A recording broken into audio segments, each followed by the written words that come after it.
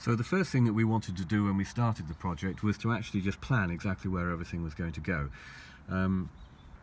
Pure indicate that this unit needs to be on the passenger side, obviously depending on whether you're left or right hand drive, but on the passenger side, and it needs to be at least 4 centimeters from the edge of the windscreen, and then just down a little bit. They don't specify a dimension, just down a little bit, but clearly you want it to have it fairly close to the top because it gives you the best opportunity to hide the wiring.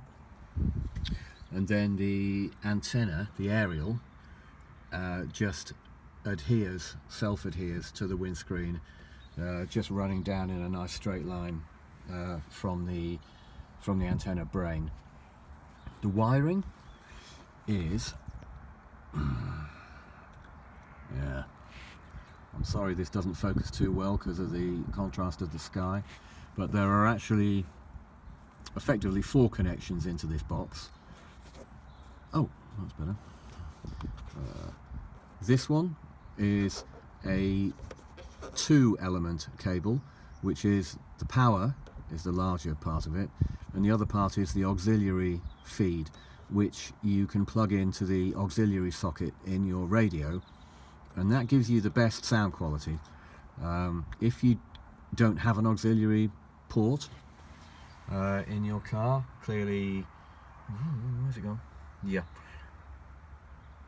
the Citigo Me radio units do have auxiliary ports, so that's great, and we'll be using that.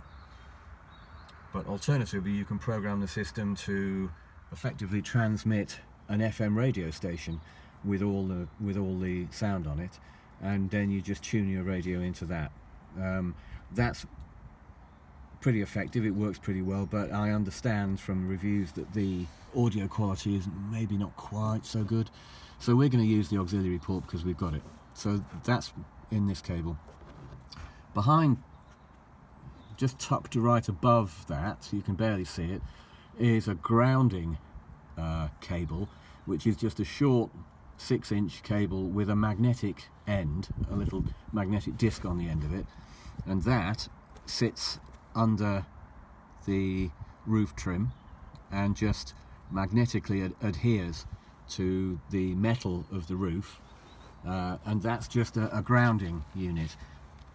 Pure say that you can technically not fit it, but they reckon that the best radio quality comes if you get that magnetic disc actually adhering onto the metal of the roof. So we've installed it as best we can.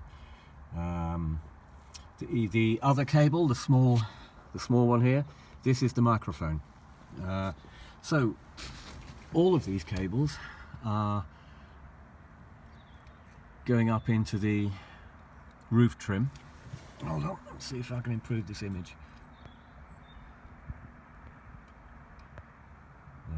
All of these cables are going into the roof trim, and the power and auxiliary joined cable, that then runs down the A pillar behind this trim, and the small microphone cable runs along inside and then pops out, and we've installed the microphone just here. What we've actually done, hold on, sorry about the shaky camera. Again, the manual gives you very good instructions on how to get this unit out. All you need to do is you just pop out the transparent section over the bulb. That comes out very easily by hand, and then underneath there are 2 screws. Undo those, and then you can remove the entire panel. And so instead of going to the trouble of actually drilling a hole for this cable and putting a grommet in to make it look neat, we actually just tucked it in the edge here. That's all pretty easy, and you don't have to drill any holes, and it pops out and looks reasonably neat. And then the kit that comes from Pure also comes with this little U piece, which slides on to the base of the microphone. So the idea is that technically you would actually clip the microphone to the edge of your sun visor, but that seems like a really dumb idea, frankly, because the sun visor is moving up and down with use, and it unclips, and you can move the sun visor around to the side. So clearly it's not practical to have a microphone attached to it. So we thought this was the best location. So you can just turn the microphone down and angle that towards your head, and that seems to us to be the neatest option for this vehicle. There didn't seem to be any better place to put it, frankly, that was going to be practical. Okay, so I mentioned that there were 4 cables, and the 4th is actually just the one that attaches the aerial here. This is actually attached with a little plug, but yeah, clearly it doesn't go very far, it just goes straight to the aerial. A note on the A panel trim: we've put this back in place because it was necessary to put this back before adhering the antenna brain onto the windscreen. We wouldn't have had the access to get the panel back on otherwise, so we stuck this on after we put this back.